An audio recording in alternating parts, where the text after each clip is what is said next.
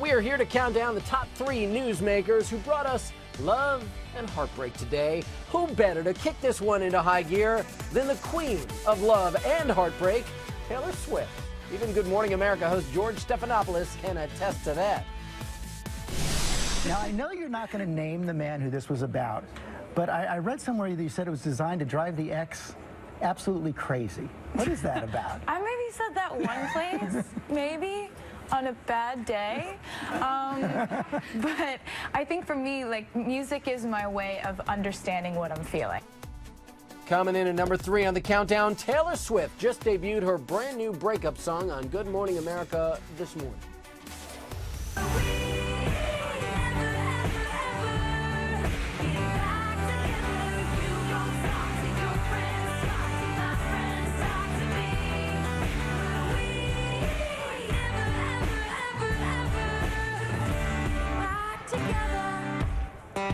With me now from Atlanta, Egypt Sherrod. She is the host of HGTV's Property Virgins. I love that show. Also a radio personality with V103. From Hollywood tonight, Brian Safi. Brian is the writer and host of the hit podcast Throwing Shade. Good to have you here, too. So Taylor Swift's new album is called Red. It just debuted, and as with all of her albums, this thing comes with a boatload of curiosity about exactly which ex-boyfriend Taylor's talking about or singing about in her songs. So Vulture.com did a deep analysis, a scientific analysis of each track, and they claim that Taylor's smash hit, We Are Never, Ever, Ever Getting Back Together, is a direct hit at ex-Jake Gyllenhaal. Egypt, is that making sense to you?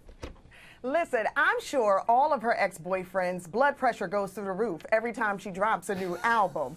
But you almost have to expect that she's going to write about her life experiences. That's what songwriters do. If you're going to date Pandora's box, don't be surprised if something jumps out on you. I just wish I could write a song and make $2 million off of my ex-relationship. Yeah, no kidding. But the great thing is she plays it close to the vest, obviously. She doesn't spill a whole lot, but it keeps us talking about it. So I was going over the thing on Vulture.com, and my favorite is their assessment of Taylor's track on the album, which is called Treacherous. The site thinks it has her new boyfriend, Connor Kennedy, written all over it. Let me read to you what they wrote. This is great. Hidden message, won't stop until it's over. The lyrics, I will follow you home, are all about how Taylor Swift literally followed Connor to his family's Hyannisport compound and then bought a home there. Also, this slope is treacherous could be about the beach path. Cape Cod is a little rocky. Okay, I think that might actually be a little literal for Taylor Swift, Brian, but should Connor Kennedy consider this a proper warning?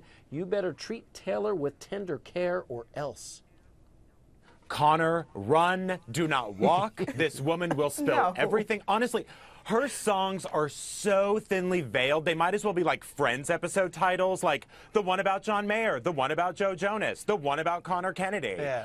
I just wish she was a little bit more interesting. Like if Katie Holmes could be Taylor Swift and we could learn more about Scientology or Tom Cruise, that would be a lot more fun. Well, one day it'll be fun, too, if she decides, you know what, I'm going to spill the beans on all this stuff. Maybe it's part of her master plan. I don't know. But if that's not warning enough, listen to what else Taylor revealed in her interview with George on Good Morning America about her exes and her songs. Let's watch that.